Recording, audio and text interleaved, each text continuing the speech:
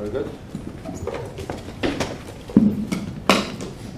All right, good morning, everybody. I think it wasn't so many hours, but I don't know. It's still morning? Still morning. Good morning. Still morning. So, you know, obviously, there was some headlines and some conversation with the DA's office. I spoke to Manhattan DA's office late last night about an accidental discharge that took place during the operation that we did up at Columbia University, specifically Hamilton Hall. So with me today, who will walk us through that accidental discharge, is Chief Valdez. He is the commanding officer of ESU. I'll let him walk us through. 30th, ESU was tasked with breaching, clearing, and securing Hamilton Hall at Columbia University, which at the time was occupied by protesters who had overtaken the building and barricaded themselves inside. This was a large-scale, complex, and dynamic operation designed to both overcome the people inside with minimal physical force, while at the same time containing them to where they were located, eliminating their access to other parts of the building so that arrest teams could move in, place them into custody, and remove them from the building.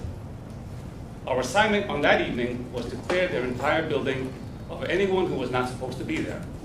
This included many offices used by the faculty and administration, some of which were locked and required us to force entry. The situation was fluid and at certain times under low light conditions.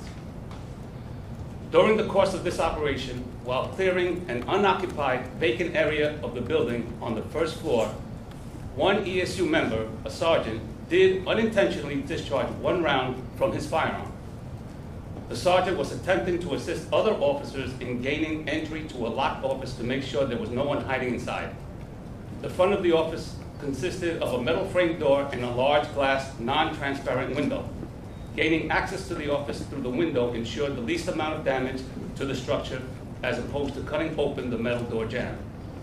Once the window was broken, the sergeant attempted to reach through the hole in the glass to unlock the door from the inside. To do this, he transitioned his firearm from his dominant right hand to his non-dominant left hand. When the sergeant transitioned his firearm to his non-dominant hand, he began to use his dominant hand to gain entry through the window, which is when the unintentional discharge occurred. My question to you. First of all, why would they have the flashlight on the gun? I mean, I understand why they have that piece of equipment, but in this particular situation, why not have just a separate flashlight if they needed a flashlight to go through? That's the first part of it. And then when are you guys going to be releasing the body cam footage? I know DA has it. And the third part of the question, why wasn't this addressed at the presser on Wednesday? Because everybody obviously knew about it. Okay, Commissioner will take the last two. Now, as far as your first question, so we use a lighted firearm, side firearm. And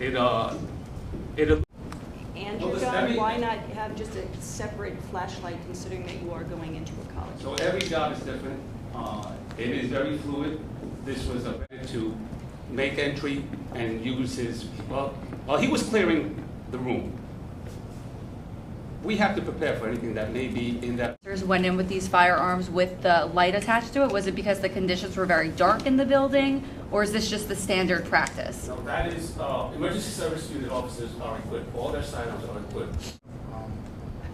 You said that, you described the situation as fluid. Other officers have described, you need to be prepared for whatever may happen inside, but some people are saying that you guys risk kids' lives to make a TikTok video, that there was no real legitimate law enforcement need to go in there with a SWAT team. As the ESU commander, what's your position on that? What's your answer to that? Well, we had individuals that were barricaded at a location. That is what ESU officers do. They gain entrance to barricaded situations, not just for perpetrators or armed perpetrators, but for people who need assistance, to handle aideds, and to handle emotionally disturbed people. So we were tasked to breach a building that was barricaded, and then to secure the protesters that were in there. And the other thing we always say at these press conferences, this is New York City. We have, in the mayor loves to say, we have, 8 more about the training that goes into an incident like this, and why was it, in this case, it might not have been followed? Like, why was the, and you said officer and sergeant, was it a sergeant? Sergeant. But why was the sergeant's finger on the trigger? And just talk about what happens going forward. Is there some sort of disciplinary action? Sure. Is there any sort of... Discharge. Who made that decision? And I'm just wondering, if it happens regularly, why not then talk about it at the previous press conference? And then I just have a clarification question.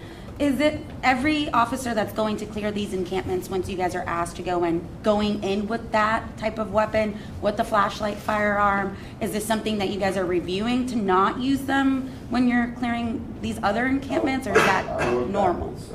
Commissioner. We have a police commissioner. We received a letter requiring assistance. And in emergencies, the mayor wouldn't make that decision either. If there was an emergency, you think we're calling the mayor because somebody's calling for help? I'm sorry, please. Doesn't make any sense. What makes this But line you're of saying questioning that exactly? you sent troops What's that? into What makes Columbia this line of questioning without the so mayor's fascinating authorization? to you? As we've gone through the press conference, there's been a sense that we're asking things that are not necessarily of news value. Okay, so that's how you feel? But That's fine. it seems like this is not a newsworthy story. Accidental discharge is not particularly newsworthy. I don't know if it's newsworthy or not. We have 8 of them, or average around 8 a year, every year, and I normally don't get asked about it. So you would have to answer that for yourself. I don't know. I would answer those questions if we were asked. All right, thank you. What's that? What kind of gun? It was not one of the long guns. They were only carrying their 9mm firearms. Glock during that 9mm. time. They're only carrying handguns inside of this operation, no long guns. All right. Thank you, guys. Thank you, everyone.